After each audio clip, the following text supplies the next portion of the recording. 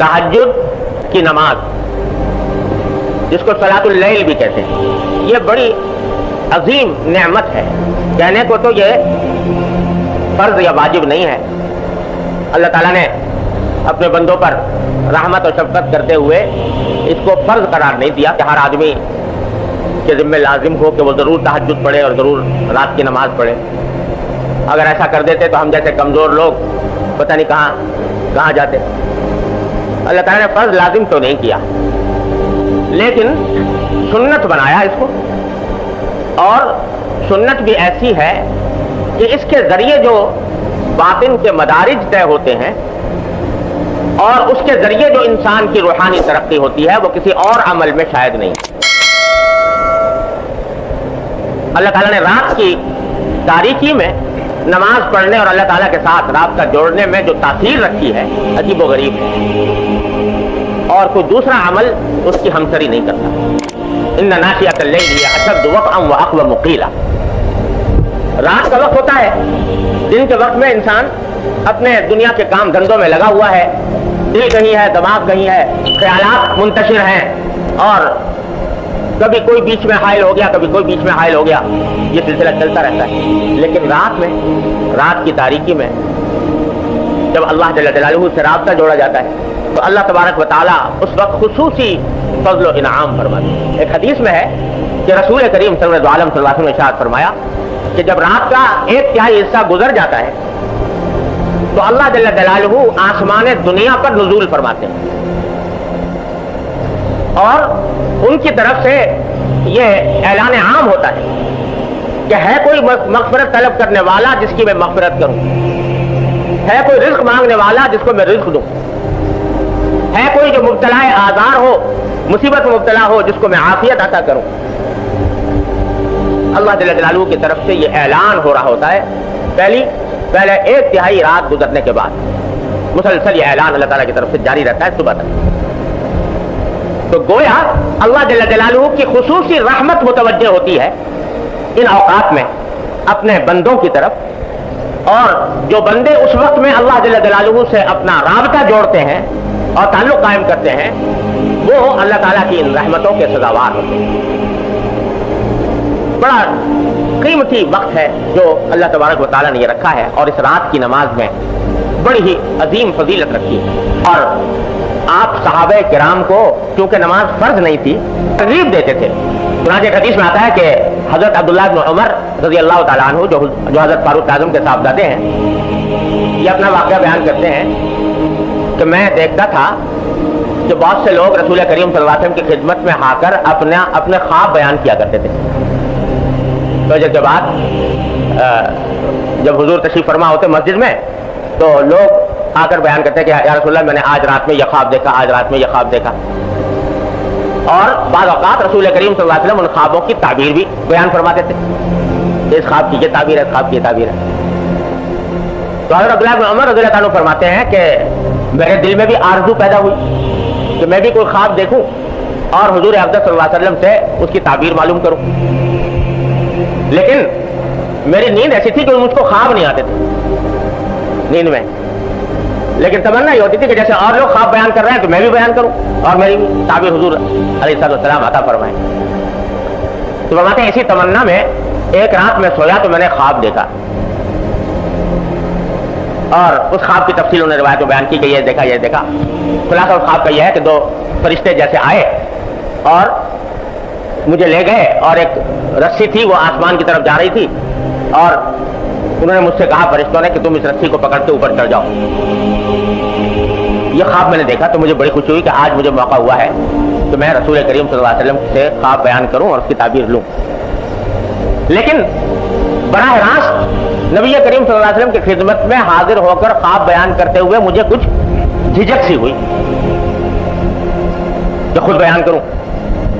उम्मुल मोमिनीन हफ्सा रज़ी अल्लाह तआला अन्हा, तो मैंने उनसे जिक्र किया कि मैंने आज रात ये ख्वाब देखा है और तुम्हें अगर किसी वक्त मौका मिले तो हुजूर अक़दस सल्लल्लाहु अलैहि वसल्लम को ये ख्वाब बयान करके आपसे ताबीर मालूम कर।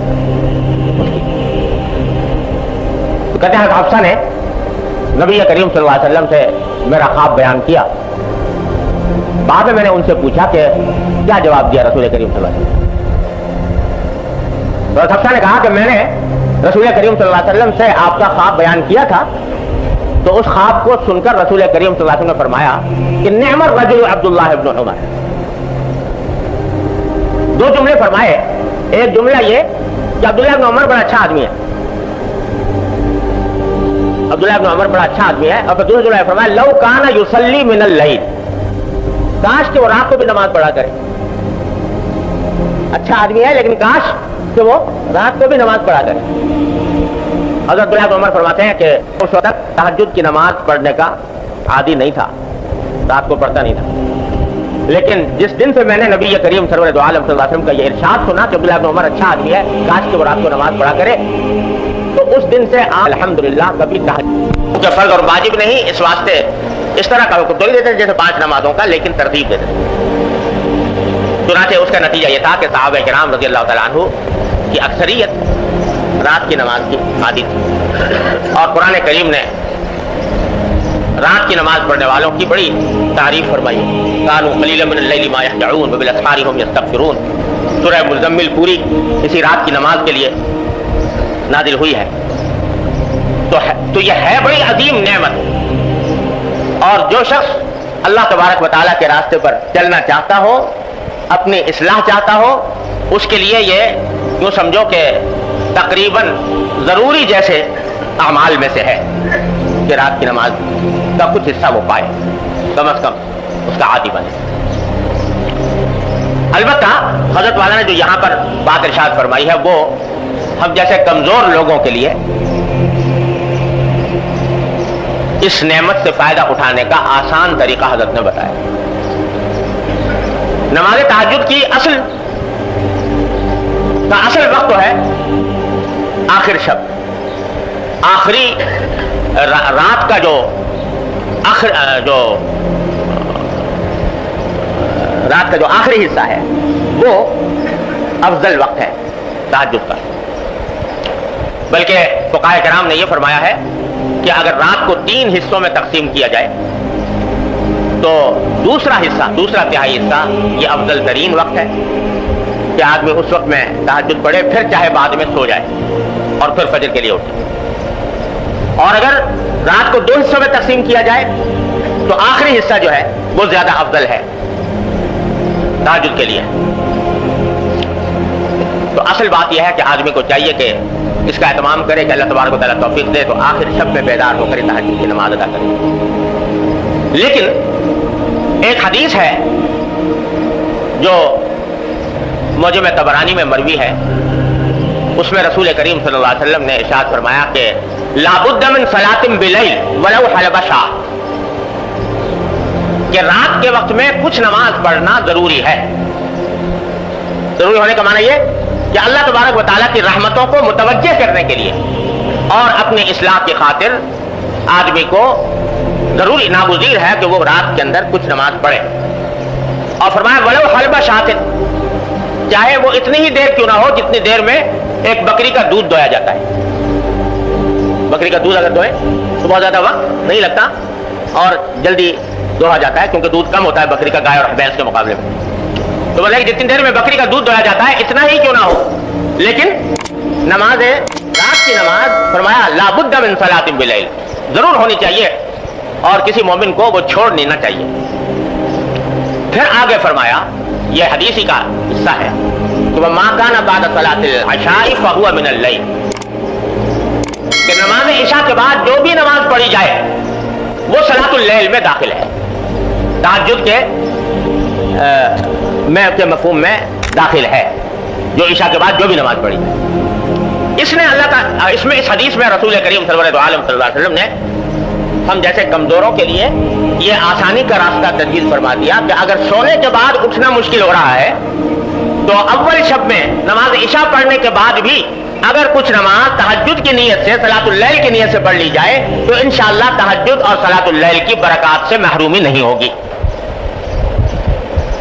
इसलिए बुजुर्ग फरमाते हैं कि आदमी को कोशिश तो पूरी ये करनी चाहिए कि आखिर शब में उठ जाए, लेकिन अगर उसकी आदत नहीं पड़ी या कोई आरिज़ दरपेश है तो नमाज इशा के बाद और वितर से पहले وتر سے پہلے اور عشاء کے بعد کچھ رکعتیں پڑھنے کا معمول بنا لے بنیت تہجد بنیت صلاۃ اللیل. وہ تو روزانہ پابندی سے پڑھے، ساتھ ہی کوشش کرتے رہے کہ آخر شب میں بھی آنکھ کھل جائے، اور آخر شب میں آنکھ کھل جائے تو پھر اس وقت میں جتنی توفیق ہو اس وقت میں پڑھ لے. اور اگر فرض کرو آنکھ نہ کھلی تو کم از کم عشاء اور وتر کے درمیان جو نماز پڑھی ہے وہ صلاۃ اللیل تہجد کے حکم میں انشاءاللہ لکھی جائے گی، اور تہجد اور صلاۃ اللیل کی برکات سے مکمل محرومی نہیں ہوگی. تو یہ کام تو بھائی ہر مومن کو کرنا ہی چاہیے کہ عشاء اور وتر کے درمیان کچھ رکعتیں پڑھ لے تہجد کی نیت، 4 پڑھ لے، 6 پڑھ لے، 8 پڑھ لے، جتنی توفیق ہو اتنی پڑھ لے. اور پھر کوشش ساتھ میں یہ بھی رہے، لیکن اس کا مطلب یہ نہیں ہے کہ اس پر اکتفا کر کے بیٹھ جائے، بلکہ اپنی یہ کوشش جاری رکھے کہ آخر شب میں بھی میں اٹھوں، اور جب اٹھ جائے تو اس وقت کی نماز بھی ادا کرے. اور جیسا میں نے عرض کیا کہ یوں تو نماز تہجد کے لیے کوئی خاص تعداد اس طرح کی مقرر نہیں ہے کہ بھائی اتنی ہی پڑھنی ہے ضرور، جتنے بھی موقع مل جائے، 2 پڑھ لے، 4 پڑھ لے، 6 پڑھ لے، 8 پڑھ لے، 10 پڑھ لے، 12 پڑھ لے، سب جائز ہے. اور اس میں سے کچھ اول شب میں پڑھ لے، کچھ آخر شب میں پڑھ لے، یہ بھی جائز ہے. اور البتہ وتر کا حکم یہ ہے کہ اگر آخر شب میں اٹھنے کا پکا یقین ہو تب تو وتر آخر شب میں پڑھنے چاہیے، اور اگر پکا یقین نہیں ہے، پتہ نہیں کہ میری آنکھ کھلے گی کہ نہیں کھلے گی، تو پھر وہ وتر اول رات ہی میں پڑھ لینے چاہیے. پھر اگر فرض کرو آنکھ کھل گئی تو دوبارہ وتر دہرانے کی ضرورت نہیں، صرف تہجد کی نماز پڑھ لے، یہ بھی کافی. لیکن اس طرح عادت ڈالنے کی ضرورت ہے. اور یہ جو میں نے عرض کیا کہ آخر شب میں اٹھنے کی کوشش کرے، اس کے لیے حضرت والا نے ایک اور، ہمارے حضرت والا حضرت ابو بکر رضی اللہ تعالیٰ عنہ کا عجیب یہ مزاج تھا کہ کمزور سے کمزور اور بے ہمت سے بے ہمت آدمی کے لیے بھی کچھ نہ کچھ نسخہ تجویز فرما دیتے. کہ کوئی یہی نہیں کہ با ہمت بڑا طاقتور اور مضبوط آدمی ہو تو وہی عمل کر سکتا ہے، نہیں، جو کمزور ہیں، بے ہمت ہیں، ان کے واسطے بھی کوئی نہ کوئی آسان نسخہ ایسا تجویز فرما دیتے تھے کہ عمل کر لے تو انشاءاللہ اس کا کچھ نہ کچھ نفع ان کو ہو جائے. تو حضرت نے فرمایا جن لوگوں کی کو آخر شب میں اٹھنے کی عادت نہیں ہے تو وہ ایک کام کر لیں. فرما دیتے کہ اکثر ایسا ہوتا ہے کہ رات کو سوتے سوتے کسی نہ کسی وقت آدمی کی آنکھ کھل جاتی ہے، کبھی قضاء حاجت کے لیے پیشاب وغیرہ کی ضرورت پیش آ گئی، کبھی ویسے ہی آنکھ کھل گئی تھوڑی دیر کے لیے. فرما دیتے کہ اس جب کہ آنکھ کھل گئی تو اس وقت تھوڑی دیر کے لیے بستر پر بیٹھ جاؤ.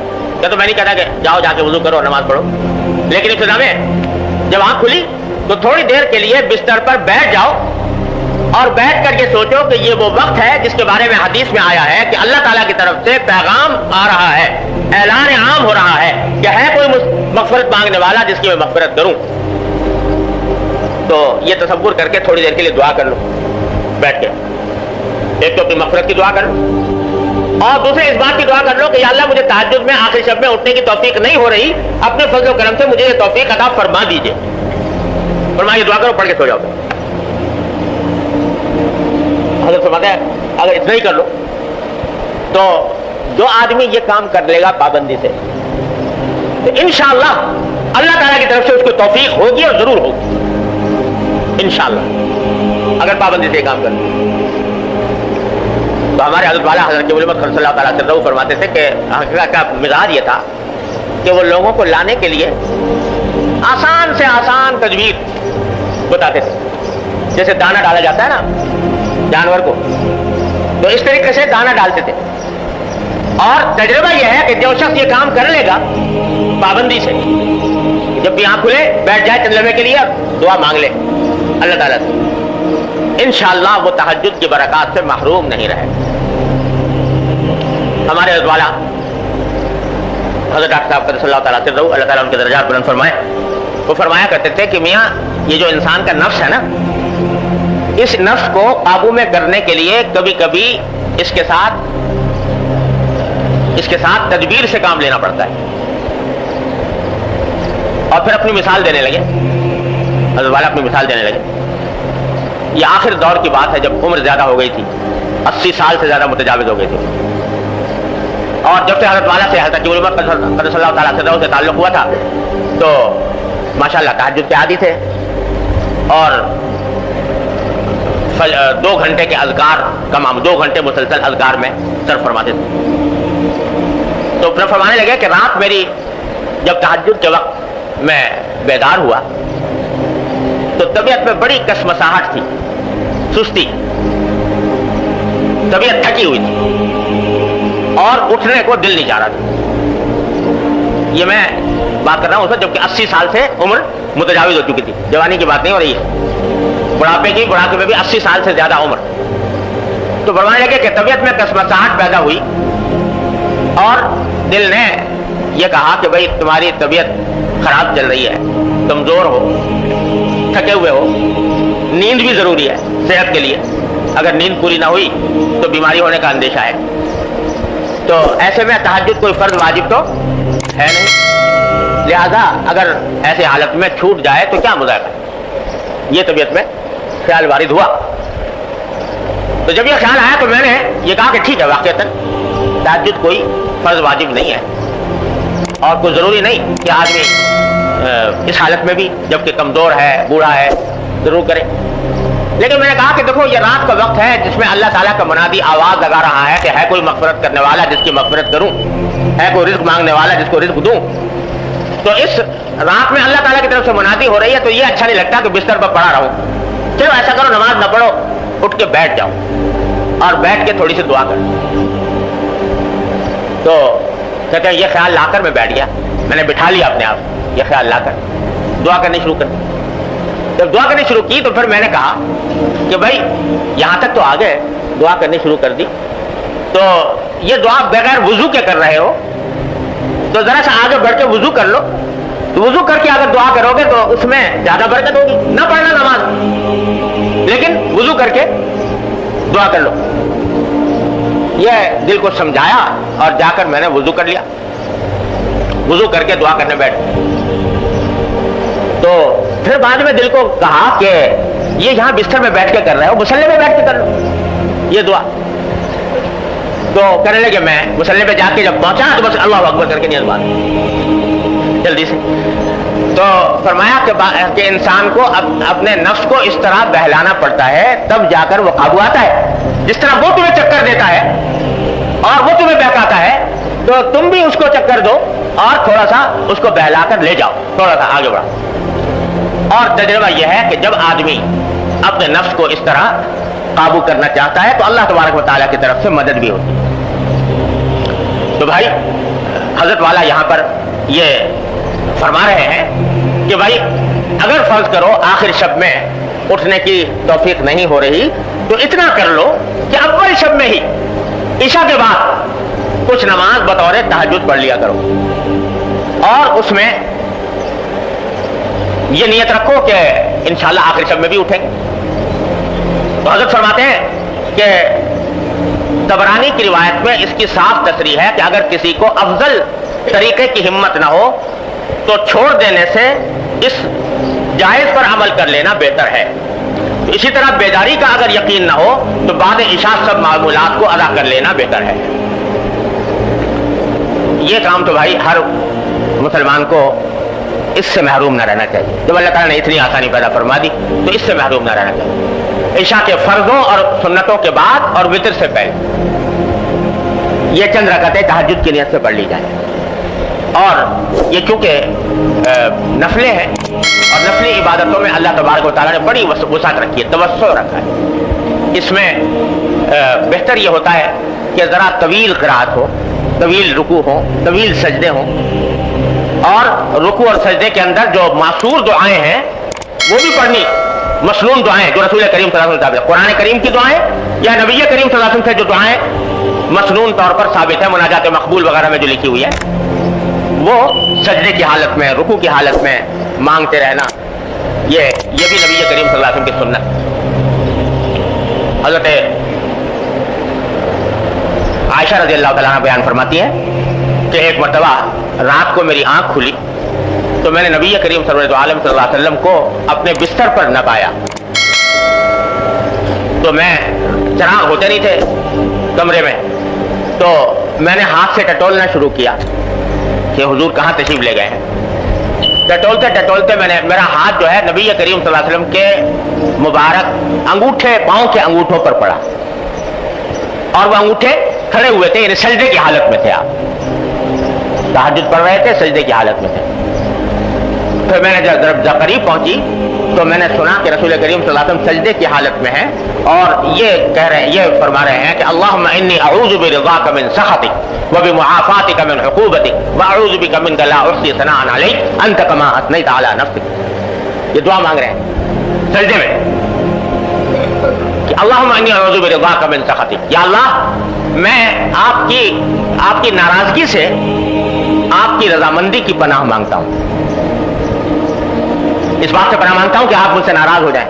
آپ کی رضا کی پناہ مانگتا ہوں, آپ کی ناراضی سے, اور آپ کے عذاب سے پناہ مانگتا ہوں, آپ کے عذاب سے پناہ مانگتا ہوں, آپ کی معافی کی, کہ آپ مجھے معاف کرتے ہیں کہ مجھے عذاب نہ دیں. تو یہ معصور دعائیں آپ پڑھ رہے تھے حالت سجدہ میں. اس لیے تمام نفل نمازوں میں بالعموم اور تہجد اور صلاۃ اللیل میں بالخصوص رکوع میں اور سجدے میں علاوہ جو اس کے اذکار ہیں سبحان ربی العظیم, سبحان ربی الاعلیٰ وغیرہ, اس کے علاوہ جو دوسرے دعائیں ہیں دوسری وہ بھی پڑھی جا سکتی ہیں.